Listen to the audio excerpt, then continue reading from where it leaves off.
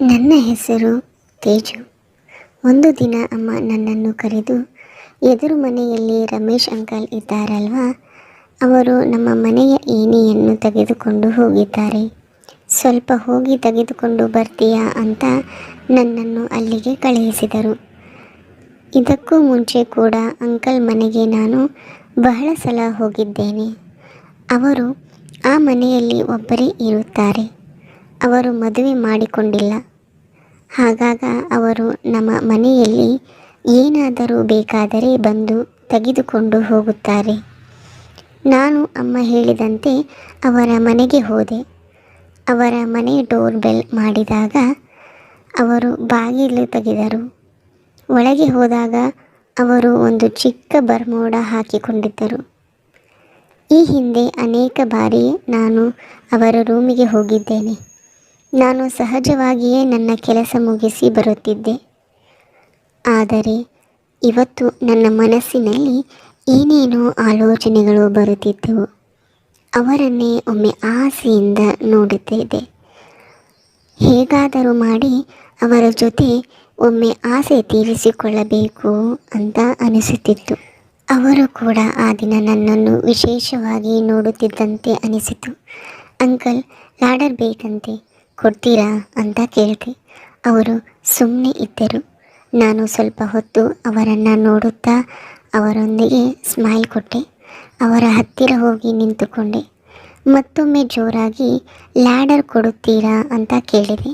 ಅವರು ಒಮ್ಮೆಲೆ ಕನಸಿನ ಲೋಕದಿಂದ ಹೊರಗಡೆ ಬಂದಂತೆ ಅನಿಸಿತು. ಹಾಗೆ ಅವರು ಇಲ್ಲೇ ಇರು ಅಂತ ಹೇಳಿ ಒಳಗಡೆ ಹೋಗಿ ಲ್ಯಾಡರ್ ತೆಗೆದುಕೊಂಡು ಬಂದರು. ಅದನ್ನು ನಾನು ತೆಗೆದುಕೊಳ್ಳುವಾಗ ಅವರ ಕೈಯನ್ನು ಒಮ್ಮೆ ಬೇಕಂತಾನೆ ಮುಟ್ಟಿದೆ. ಅವರಿಗೂ ಕೂಡ ಅದು ಗೊತ್ತಾಯಿತು ಅನಿಸುತ್ತೆ. ಅವರು ನನ್ನ ಕೈಯನ್ನು ಹಿಡಿದುಕೊಂಡರು. ನಾನು ಇನ್ನೊಂದು ಸ್ಮೈಲ್ ಕೊಟ್ಟೆ. ಹಾಗೆ ಅವರು ಏಣಿಯನ್ನು ಪಕ್ಕಕ್ಕಿಟ್ಟು ಒಮ್ಮೆಲೆ ನನ್ನನ್ನು ಅವರ ಕಡೆಗೆ ಎಳೆದುಕೊಂಡರು. ಹಾಗೆಯೇ ಒಮ್ಮೆ ಗಟ್ಟಿಯಾಗಿ ನನ್ನನ್ನು ತಬ್ಬಿಕೊಂಡರು. ಅವರು ಗಟ್ಟಿಮುಟ್ಟಾದ ಆ ಮೈಕಟ್ಟಿನಿಂದ ನನ್ನನ್ನು ತಬ್ಬಿಕೊಂಡಾಗ ವಿಶೇಷ ಅನುಭವ ಆಯಿತು. ಸ್ವಲ್ಪ ಹೊತ್ತು ಇಬ್ಬರು ಹಾಗೆ ಇದ್ದೆವು. ಸ್ವಲ್ಪ ಹೊತ್ತಿನ ನಂತರ ನಾನು ಒಮ್ಮೆಲೆ ಅವರನ್ನು ದೂರ ತಳ್ಳಿ ಸ್ವಲ್ಪ ದೂರ ಹೋಗಿ ನಿಂತುಕೊಂಡೆ. ಆಗ ಅವರು, ಏನಾಯಿತು ಪ್ರೇಮ್, ಯಾಕೆ ನಿನಗೆ ಇಷ್ಟ ಅಲ್ವಾ ಅಂತ ಕೇಳಿದರು. ಆಗ ನಾನು ಏನು ಹೇಳಿದೆ, ಸುಮ್ಮನೆ ಇದ್ದೆ. ಹೇಳು ತೇಜು, ನಿನಗೆ ಇಷ್ಟ ಇದ್ದರೆ ಮಾತ್ರ, ಇಲ್ಲ ಅಂದರೆ ಏನೂ ನಡೆಯಲ್ಲ, ಹೆದರಬೇಡ ಅಂತ ಹೇಳಿದರು.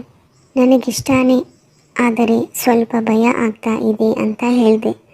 ಆಗ ಅಂಕಲ್ ಸಂತೋಷದಿಂದ ನನ್ನನ್ನು ಗಟ್ಟಿಯಾಗಿ ತಬ್ಬಿಕೊಂಡು ಹಾಗೆ ಮುದ್ದಾಡುತ್ತಿದ್ದರು. 10 ನಿಮಿಷ ಕಳೆದು ಹೋದಂತೆ ಗೊತ್ತಾಗಲೇ ಇಲ್ಲ. ನನ್ನ ಮನಸ್ಸಿನಲ್ಲಿ ಏನೇನೋ ಆಸೆ ಮೂಡುತ್ತಿತ್ತು. ಇದು ನನ್ನಿಂದ ಆಗಲ್ಲ ಅಂತ ಅಂದುಕೊಂಡು, ಸಾಕು ಅಂಕಲ್, ಇನ್ನೊಂದು ದಿನ ನೋಡೋಣ, ಈಗ ಇಷ್ಟೇ ಸಾಕು ಅಂತ ಅಲ್ಲಿಂದ ಹೊರಟು ಹೋದೆ.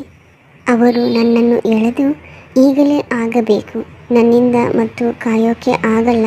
ಅದೆಷ್ಟೋ ದಿನದಿಂದ ನಾನು ಈ ಟೈಮ್ಗಾಗಿ ವೇಟ್ ಮಾಡ್ತಾ ಇದ್ದೆ ಗೊತ್ತಾ. ಇವತ್ತು ಒಳ್ಳೆ ದಿನ ಕೂಡಿ ಬಂದಿದೆ. ಇವತ್ತು ಎಲ್ಲ ಆಸೆ ತೀರಬೇಕು ಅಂದರು. ಹಾಗೆ ಹೇಳುತ್ತಾ ಮತ್ತೆ ಅವರು ಕೆಲಸವನ್ನು ಮುಂದುವರಿಸಿದರು. ಈಗ ನನಗೂ ಏನಾದರೂ ಆದರೆ ಆಗಲಿ ಅಂತ ಅನಿಸುತ್ತಿತ್ತು. ನಾನು ಕೂಡ ಎಲ್ಲದಕ್ಕೂ ಸಿದ್ಧ ಆದೆ. ಹಾಗೆ ನಾವಿಬ್ಬರು ಒಬ್ಬರಿಗೊಬ್ಬರು ನೋಡುತ್ತಾ ರೂಮಿನೊಳಕ್ಕೆ ಹೋದೆವು.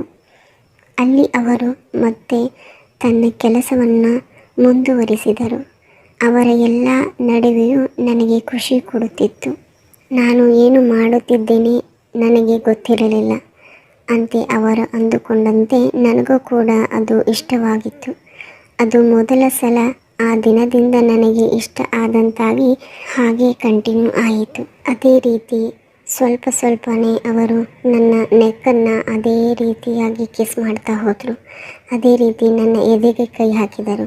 ನನ್ನ ಎದೆಯನ್ನು 2 ಮೂಲೆಗಳನ್ನು ಹೆಚ್ಚುಕುತ್ತಾ ಒಂದು ಸುಂದರವಾದ ಅನುಭವವನ್ನು ಕೊಡ್ತಾ ಹೋದರು. ಅದೇ ರೀತಿ ನನ್ನ ಹೊಟ್ಟೆಯ ಹೊಂಕಳದಲ್ಲಿ ಅವರು ನೆಗ್ತಾ ಹೋದರು. ಅಂದರೆ ಅದೇ ರೀತಿಯಾಗಿ ಕಿಸ್ ಮಾಡ್ತಾ ಹೋದರು. ಹಾಗೆ ನನ್ನ ಕುಂಡೆಯನ್ನು ಹಿಡಿದು ನನ್ನ ಎಳೆದುಕೊಂಡು ಮುದ್ದಾಡ್ತಾ ಹೋದರು. ಎಲ್ಲ ರೀತಿ ಆದಂತಹ ಒಂದು ಸುಂದರವಾದ ಅನುಭವವನ್ನು ಕೊಡ್ತಾ ಹೋದರು. ನನ್ನ ಜೀವನದಲ್ಲಿ ಇದು ಮೊದಲನೇ ಸಾರಿ ಆಗಿತ್ತು. ಹಾಗಾಗಿ ನನಗೆ ಅವರು ಮಾಡುತ್ತಿರುವ ಎಲ್ಲ ಕೆಲಸ ಕೂಡ ಇಷ್ಟ ಆಗ್ತಾ ಹೋದು. ನಾನು ಕೂಡ ಅವರ ತೊನ್ನೆಯನ್ನು ಹಿಚ್ಚುಕುತ್ತಾ ಅದೇ ರೀತಿ ಅದನ್ನು ಸವರುತ್ತಾ ಹೋದೆ.